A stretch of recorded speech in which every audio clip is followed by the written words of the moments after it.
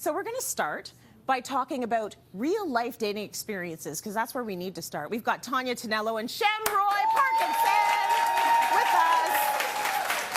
Yeah, go on in. Come on in.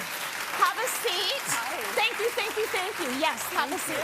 Such a gentleman. You guys are both waiting for me. Thank you. I'm so happy that you came here and you're good being honest about all of this stuff. Some people are a little bit shy to talk about dating and getting into your personal lives, but I want to start with the basics. So I want to know, do people still meet each other in real life? Does dating still happen face to face? Shem, I'm going to start with you. Yeah, I think so, but I also think it's been normalized to date online, right? And to reach out with using the apps and whatnot. You got to get comfortable in 2024 doing that, but it is a little awkward, I think, nowadays to meet in person.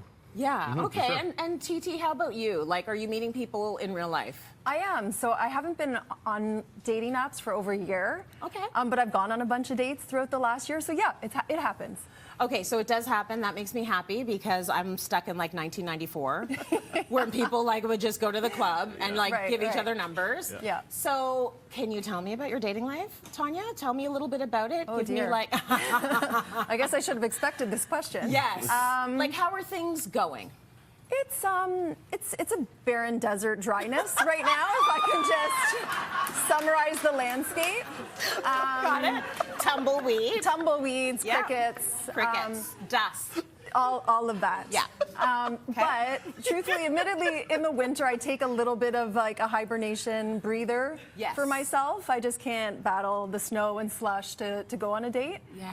So it's been a little bit me lately. The last date I went on was in early December. Okay, that's fair. I think we should all hibernate in the winter, to be honest with you. Like, who wants to be out there and all that slush? Totally.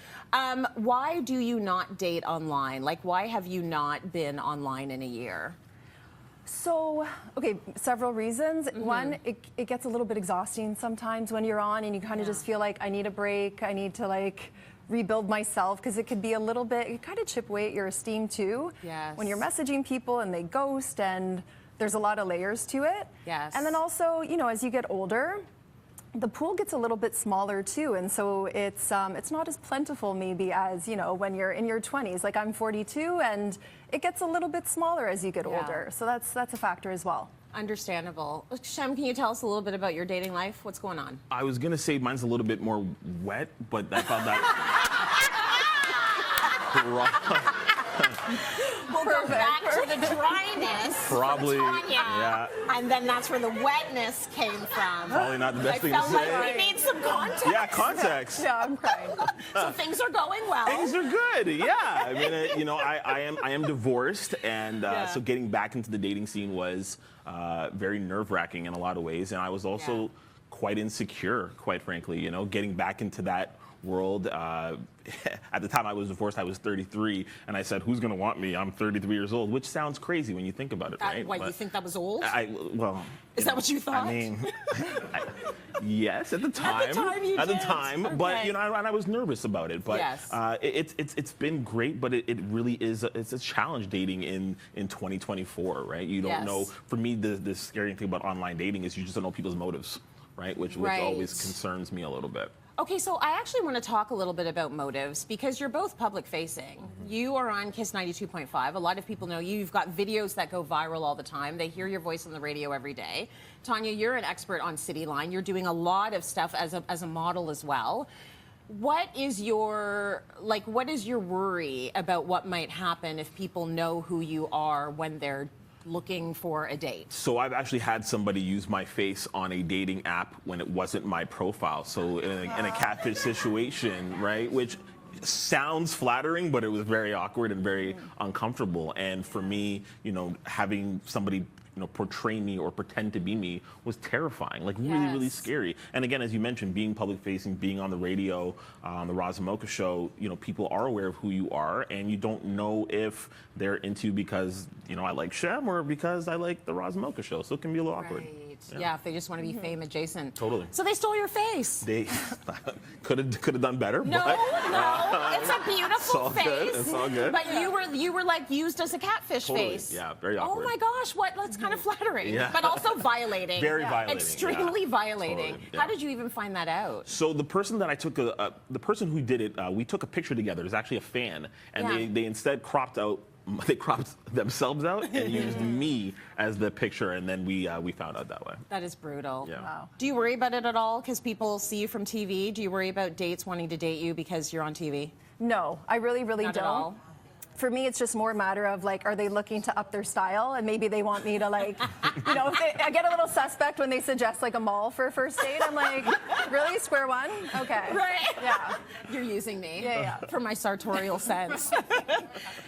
Do you have any, well, you've already told us sort of your not fun story. Do you have any not fun dating stories that have come up? Oh, geez. Yeah, that could be an Can you entire pick? show. Yeah, I'm like, let me narrow it down.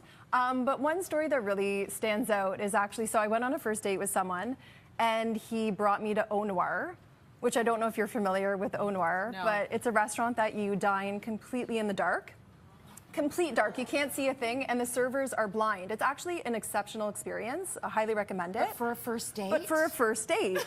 So, and I didn't know like where we were going. I just found out the day of. So we Okay. met right before going into the restaurant. So, I got to see his face, Yes. before that for a handful of minutes. Yeah. But yeah, it was a very unique experience to be in the dark dating for the first time. Yeah. And so we ordered a couple of mains. He got the steak, I got fish, and then we were going to try to share it. So we're like across the table from each other. Yeah. Literally, you cannot see a thing. Okay? Nothing. Nothing. Okay. And so he was like, here, bring your face closer. And so we're trying to like, if you don't mind, Sure, I'll use, no, okay? yeah, go ahead, yeah. You're me, you're Tanya, I'm him. And so I bring my face closer, and so he holds onto my chin, and then he wanted to feed me, so he brought the steak to my mouth, which hits my nose. I'm like, no, that's not it.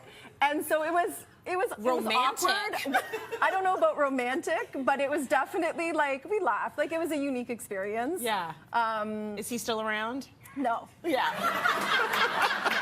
No, he's not. Yeah. Not for that. Not For some okay. other things. There was steak in your nose. That's quite a date. Just a tap. Yeah. Just a tap. Listen, I want to get advice. Literally asking for a friend. Where do you meet people? Shem. Yeah, as I mentioned, I think you have to get comfortable with the idea of potentially doing online dating. It's very normal. It's not sort of taboo anymore. Yeah. Also, reach out to friends and family who might know somebody. For Okay. sure. How about you, Tanya? Where are you meeting people, and where do you meet people? I know I said I've been hibernating, but I also do go out a lot for work events. do, And yeah. so I think it's just going out and actually not being at home. You're not going to meet anyone at home. So the No. more you're out, the better. Like, I've met someone at Freshco, like, good. near the eggs. Near the eggs. Were you both trying to get your dozen, like checking out the eggs, and your hands touched? Something like would've been that. cute. That Both would've been complaining cute. about the price of eggs. Sexy. Yeah, so yeah, just going to the gym. Yeah. One of my best friends met her boyfriend in the elevator of her condo. They live in the same condo. Aw. Yeah, very convenient. So Okay. yeah, just getting out. So the advice is leave your living room. Correct. You've got to go outside. And Yeah. also be okay with online dating, which is a Totally. tough one for a lot of people. Yeah. Thanks to both of you for being so Thank you. candid. We Thanks. so appreciate it.